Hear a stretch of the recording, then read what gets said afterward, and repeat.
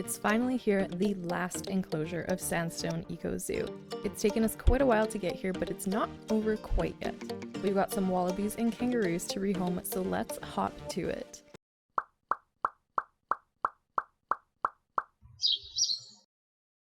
Hey everyone, Sparrow here. As you can see from the plaster boxes, I have this enclosure zoned for two separate spaces.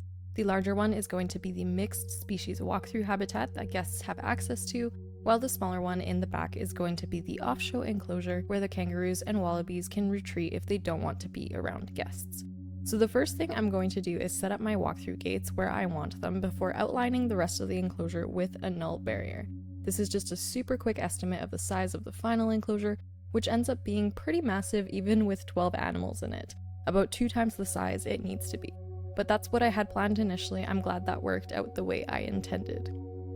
Though we have working walkthrough gates, I'm actually going to recreate them using building pieces because I want to create an airlock. Generally with walkthrough enclosures, you'll have a set of exterior doors, a small buffer zone where you wait for the first set of doors to close, and then a set of interior doors that lead to the walkthrough. This is just an extra safety measure to help prevent animals from escaping. Here I'm recreating the walkthrough gates with some painted beams, African beams, and also metal beams. All the beams. I will also be using some fabric pieces from the Arctic pack to cover up this top part of the door and create a bit of a screen since we don't want our guests just standing here and looking at the animals instead of going in. It will also provide the animals with a little more privacy. For the walkthrough barriers, we'll continue this theme of the African beams, but I'll also add some horizontal beams to make it look more like a traditional fence. Just rotating the beams this way and that to make sure they don't all look the same, and as always, once we have one wall, we have them all. Recoloring to brown proved to once again be very difficult for me, especially since one side of this walkthrough was in full shade and the other in full sun. If you've been following me since the beginning of TNS, you'll know that brown is a super hard color for me because orange is a hard color for me, and brown is just a darker hue of orange. So initially I made this color too saturated, it was falling too far into the orange and red zone, but I do eventually fix it and add a bit more gray, and that seems to do the trick. For the off-show area, I decided to create a different barrier, and this time I decided on metal to tie in with the emu shelter, as well as the general idea of SEZ, where we use a bunch of recycled materials. I did afterwards realize that the metal would likely get quite hot in this hot climate and also reflect the sun and heat. So maybe not the best idea, but we will screen it with a bunch of foliage, and hopefully it won't be too much of an issue because I do really like the way it turned out. For the shelter building, I'll be going back to the style of the dingo and koala shelters, using corrugated iron, maybe repurposing some more shipping containers. This building will only be about 3 meters tall for the walls, plus the roof about 1.5 meters on top, because I don't want it to be too visible from the front of the zoo. It will kind of hide behind the gift shop and quokka backstage building. Lots of sliding doors for our kangaroos and wallabies to get through, since there will be so many of them in here.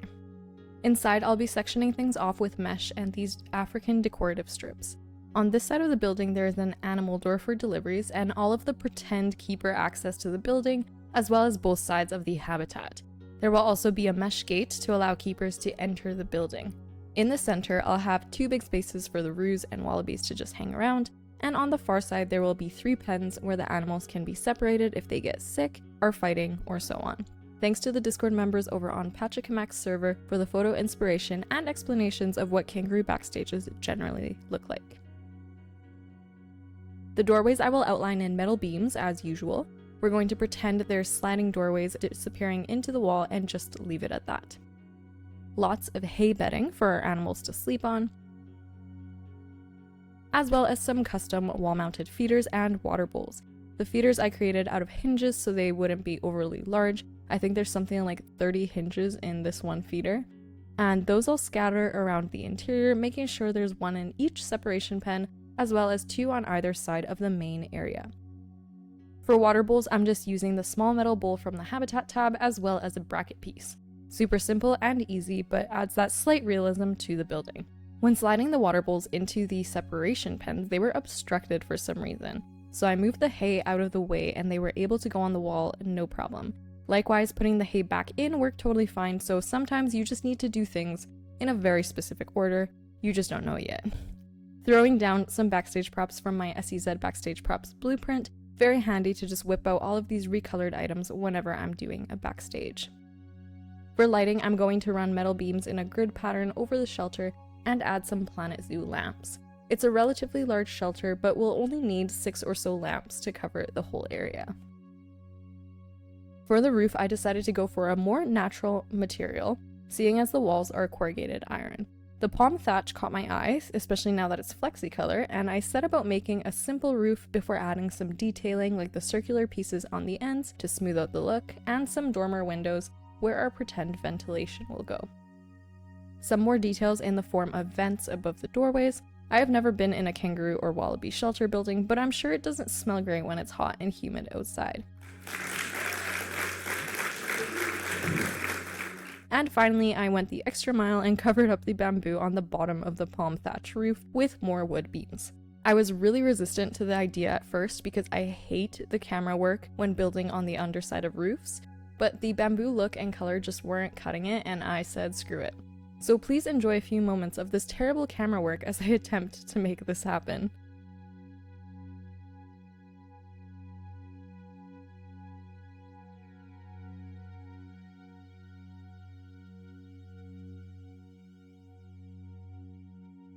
With the building complete, it was time to separate the yards with a shorter wall and gate, very similar to the walkthrough gate design.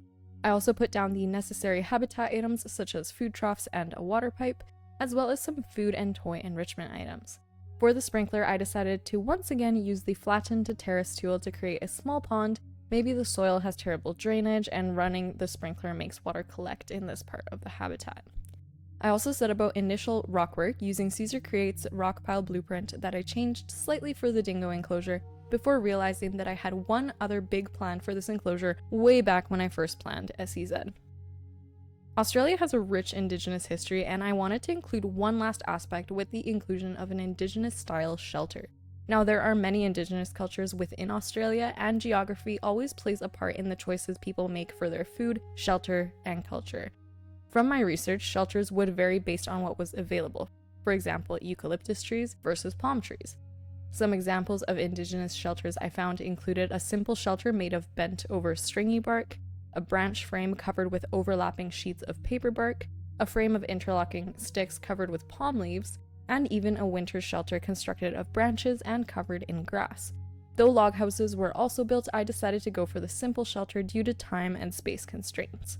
This was a bit of everything really, but I created the frame using thicker branches first, like the winter shelter. Then I put in some smaller branches, in this case white birch because that's what we have in Planet Zoo, to bring in the frame of interlocking sticks. Finally, I used the bark pieces in the construction tab to create sheets of wood between the branches of the frame. I'm imagining some of the bark has been stripped off, leaving patches of brown and giving the shelter a more dappled effect. When I started on this, I was definitely unsure how or even if it would turn out, but I think it's safe to say that it turned out quite well.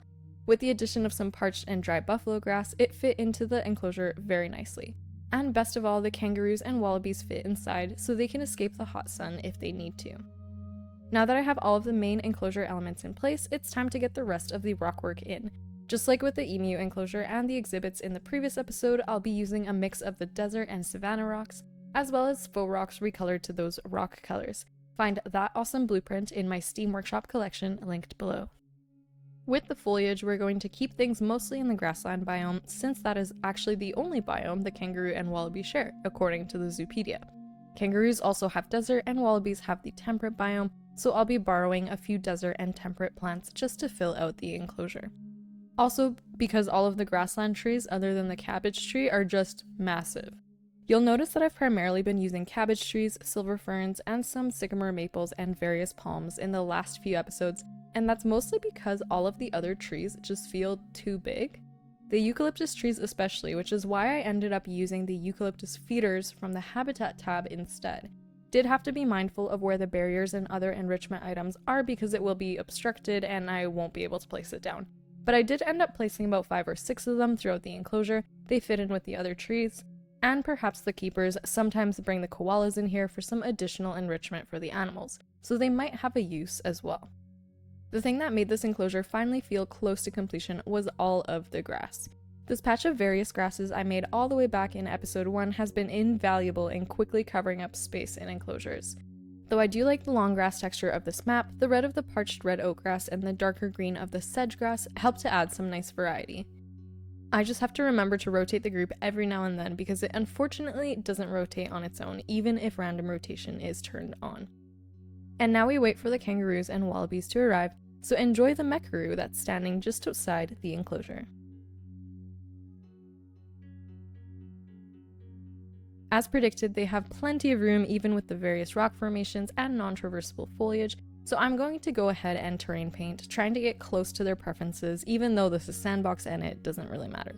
For this step, I usually place short grass where the plants are, rocks around the rocks, and then blend the in-between spaces with dirt and sand. Since I like the long grass texture of this map, I'm also going to go into the more heavily foliaged areas and get some long grass poking through. It will sway nicely in the wind, unlike the grasses we've placed already. To make our walkthrough more believable, hygiene stations. These are just for show since this enclosure is not going to have the new guest interaction feature. I don't want them wandering off the path, so it will just be a regular walkthrough like the good old days. Lastly, we're going to clean up the surrounding area with the addition of a service road for vehicles to access the kangaroo and wallaby shelter, go past the emu enclosure, and all the way around to the back of the night house. We now have a service road loop. I'm also going to steal this fence from the left side of the plaza to wall off this guest area from seeing the service road. This fence is made up of one of the painted Australian poles, a bunch of wooden slats, beams, and poles, a cable and hinge piece at the top, and most importantly, one of the climbing platforms from the habitat tab. That's that woven piece in the middle. We'll pretty up the space with some more garden beds. I'm just outlining with faux rocks here and then placing some larger plants like the wattlebush, triodia grass, and spiny-headed matrush before going crazy with my grass collection and terrain painting long grass. The plaster and metal beam plaza will extend all the way to the fence. I use the grid pieces to place it and then delete the plaster pieces that are overlapping, replacing them with panels that I can slide around to my heart's content. I decided to make a seating area here. It's nice and tucked away. Maybe people want to stop here to pack up before heading out of the zoo, so I first had to put a path down so that I could put picnic tables down. I'm using the Indian picnic tables here because I like the look of them and they're quite a bit smaller than many of the others, so you can fit a lot of them in. And then I'll add the Australian umbrellas on top. Recolored those shades of red and yellow like on the painted poles, making some of them brighter and others more faded since it's likely there's a lot of sun fading the fabric. Once my picnic tables and garbage cans are in, I simply remove the paths and there we go. I can't believe we're this close to finishing Sandstone Eco Zoo.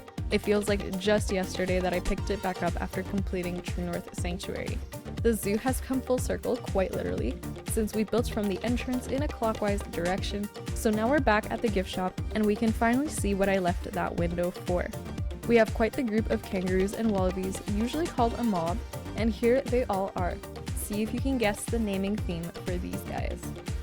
The official SEZ Zoo Tour is slated for 2 weeks from now, but there are still quite a few finishing touches.